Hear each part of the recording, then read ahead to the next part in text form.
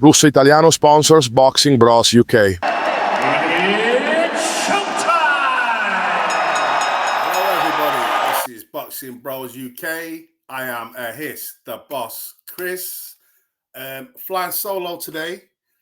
My partner in crime, my co-host, Andrew the Boxing Brain, has got a few things that he's handling. So he'll be back on the. He'll be back for the review of the fight. Well, I'm doing a preview of Stanionis versus Boots Ennis. And the way I'm swaying with this, I've done a little bit of research. I didn't really know too much about Stanionis, so I've watched a few of his fights. The guy he's all right, you know. He is all right. He's only got 14 fights. Hits hard. Good defense, nice, tight defense. Seems to have an okay chin because his last opponent, I can't remember his name. He's only had 6 fights, but a decorated amateur. But that guy hits hard. They had a common opponent, Stanionis and this guy, and Stanionis went to the distance. This other guy knocked him out. Obviously, we all know triangle theories don't work in boxing. You know, it's rock, paper, scissors. It's not chess. Styles make fights, blah, blah, blah. But you can gauge a little bit from what someone does. You can gauge a little bit from if someone else can knock someone out, someone can't. You can gauge a little bit, but just don't bet your house on it, you know? Just use your common sense in analysing that or using that, you know? So the way I'm looking in this fight, Boots Ennis, he hasn't looked great in his last 3 fights. He's just not looked like the way he's been built up. Like he's the next second coming. Like amazing. Like when Matchroom signed him, it was like this is some sort of power play. Wow, they've signed the next Mayweather or something. You know what I mean? And he hasn't lived up to that. Then he was supposed to fight Ortiz. And he said he didn't want to fight Ortiz because he wanted to unify. So now finally, he's unification with Stanionis. Yeah. So which is good because it shows that it wasn't a duck. He's not leaving welterweight division without picking up another strap. And you got to give him props for that. You got to give Ennis his props for that because it's all well and good. When people say, oh, I want to do this, I want to do that, and then just start moving Buki and fighting Muppets or not, but sticking to what they say. He said, I don't want to move up to 154. So he turned down massive money to go on a Saudi show because he and I respect him for that because a lot of people are selling their soul for the bag and not following their career, you know, taking fights on short notice, not taking fights on short notice like the Coley.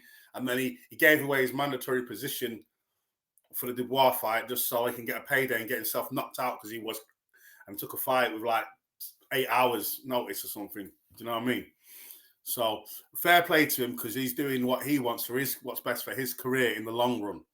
Yeah, there's an old saying: why steal this when if you're patient you can have this? Do you know what I mean? So respect for that. However, every fight, Avanesian, Stefanakio, whoever he fought, like his last 3 fights, Ennis has looked terrible. And he's throwing lazy jabs, he's been getting hit too much, dying out on his chin and just trying to knock people out and not really setting traps or doing anything, you know? Like setting traps, working on things, doing anything. Then at the end of one fight, he's saying he needs to move up. He's tight of the weight, and then he said, "Oh, actually, I want to unify." Whatever. So for my feelings on this fight, personally, if Ennis, because he's not looked good in his last 3 fights. Yeah, he's been active, but he hasn't looked good. And when you're fighting people, it's either he's not as good as everyone thinks, or he's just been underperforming because of the opposition. Some fighters are like that. So, and this is what we're going to see. When he fights Stanionis, we're going to see what Boots Ennis is made of. In this fight is what we're going to see, what he's made of. Well, I'm telling you now, this having your left hand so low, like throwing a jab out, putting it low, and getting tagged all the time. If he does that against Stanionis, the rounds are just going to keep slipping away, and he won't. And I don't believe that he's going to get the knockout. Yeah, he's not going to get the knockout because Stanionis is a good counterpuncher. Like Stanionis is one of them guys. He doesn't do anything exceptional, but he does everything good. He does everything really well. Everything. Yeah. And Ennis, he's got the power, and his defense is leaky. He's like really he's exceptional in some things in like power. Defense is leaky. Left hand is too low. You know, and I just think, I don't know, like my prediction is, obviously it's a 50-50 fight, but my prediction is I think Stanionis is going to win on a split decision, on a UD. I just think Ennis is not going to, because he's not performed in his last 3 fights. I know people are going to say Stanionis was inactive for 2 years and he's only had 1 fight since his comeback. Yeah, but he looked good on his comeback. And he was like, and his defense is tight, and he's always tight. Like I just think, and even when I just think Stanionis is going to beat Ennis just on sheer like work rate, and he's staying focused. He don't really switch off. Ennis switches off, but you can say, oh, he's not had the fear. But I don't think Stanionis puts the fear in Ennis because he's not a massive name. He's only had 14 fights. He's been like, I don't think it's going to put the fear in Ennis to up his game if he's that kind of fighter. Like, if you remember, like Tyson Fury, Billy Joe Saunders, like them guys, they used to perform shite against people like fucking like Wallin or Billy Joe when he fought. Who did he fight? Well, anyway, like they'll fight people that they should just walk through, and they make hard work of it. And then when they step up with a big name, they smash it. Like when Fury fought Wallin, he nearly got stopped with the cut. Terrible performance. Fought Wilder, absolutely destroyed him. Best performance of his career, without a doubt.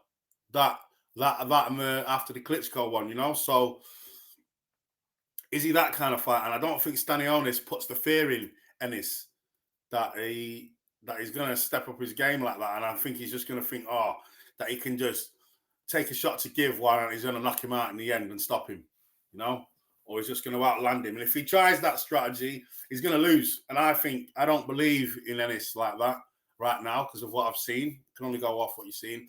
And I'm picking Stanionis to win this fight. My boxing bro, he sent me a voice note via WhatsApp that I'm going to play for you guys just to give his opinion. I hope it comes through. I was going to try and download it and all that, but it's a bit long. So I'm just going to play it for you guys.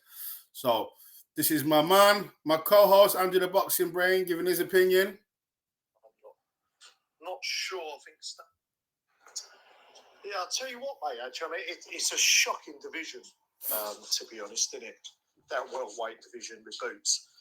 And I think if Stanionis, and I was doing a bit of a deep dive on him, and you know, he's a really solid fighter, comes forward, throws a lot of punches, you know, high pressure, you know, good gas tank, decent chin on him as well, which you obviously need against Ennis. But, you know, if Ennis keeps eating those hooks the way he was against Chuk in his 2 fights with him, or particularly the second one, and he has this habit in both stances of throwing out a lead hand and not bringing it back up high, brings it back quite low.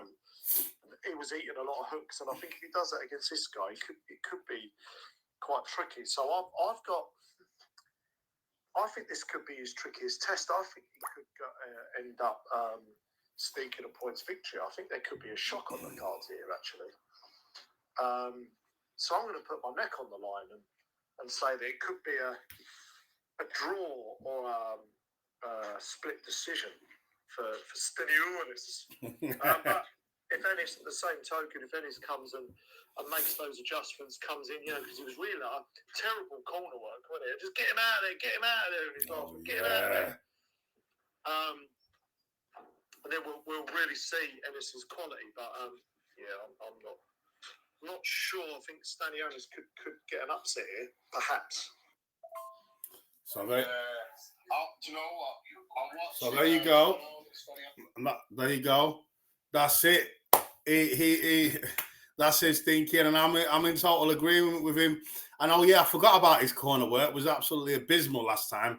Like, get him out of there, get him out of there. What kind of fucking advice is that for your fighter?